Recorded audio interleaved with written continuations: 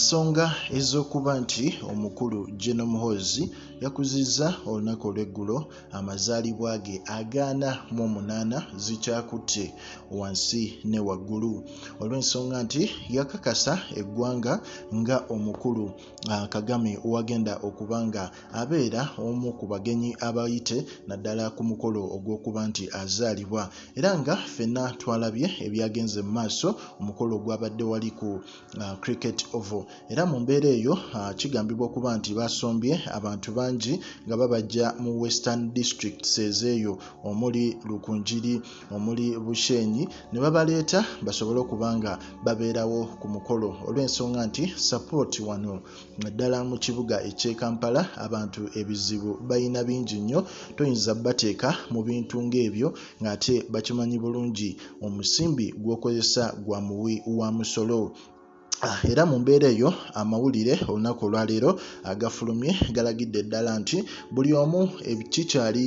ku mumwa kwe kwebuuza lwaki omukulu Kagame teyalabise ku mukolo ogwo olw'ensonga nti buli omu ate yabadde asuubira okukakasiza ddala nti enkolagana wakati wa Uganda ne Rwanda ya muggundu era nga buli omu asuubira okuba nti Uganda ne Rwanda zaddawo okuba nga zikolagana kubanga buli omu Muhoozi yamulaga nti bwe yagenda saidi za wali e Rwanda n'ateesiganyamu n'omukulu Kagame borders zasobola okubanga baziggulawo naye amawulire ag'omunkuba ate go galaga nti abakulu bano naddala Gen Museveni n'omukulu Kagame ababiri bano kigambibwa okuba nti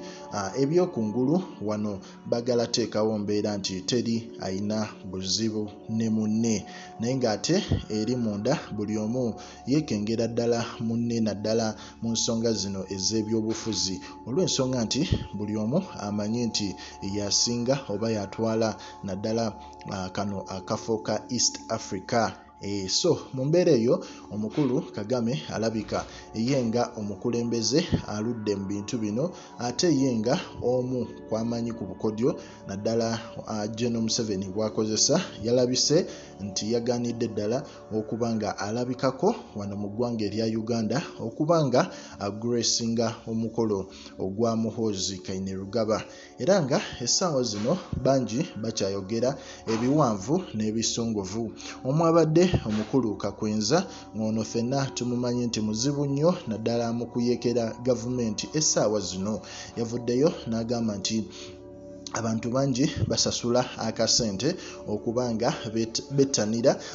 amazaalibwa ga kabaka era nga bantu bangi bajja mu bungi nga balina n'okwagala okwaddala n'agamba naye Muhoozi ono w'omutunuulira oyinza n'okufa enseko kubanga ate yakozesezza omusimbi ogw'abantu oba ziyite state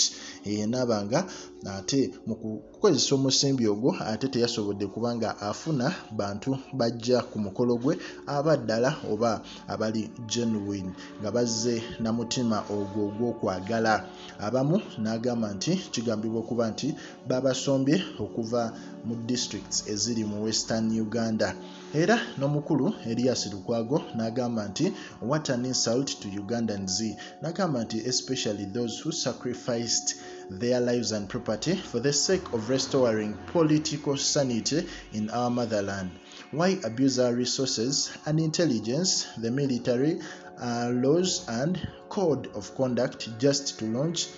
local of political project. So omukulu Lukwago naye ate kino ye yakirabye bulala yagambye nti gano gate si mazaalibwa wabula bano babadde balina kye balonkinga ekirala oba yabaddemu n'ekintu nga campaign ogezaako okulabisa Muhoozi nti essaawa yonna agenda kuba ajja ku ntebe ey'obwa pulezidenti mu ggwanga erya Uganda. So we bityo bikyali naye nga omukulu ye Kagame teyalabiseeko naye nga ffe tujja kuba tukuwa updates zonna ezigenda maaso mu ggwanga erya Uganda. Like nga commentinga era osubscribinge.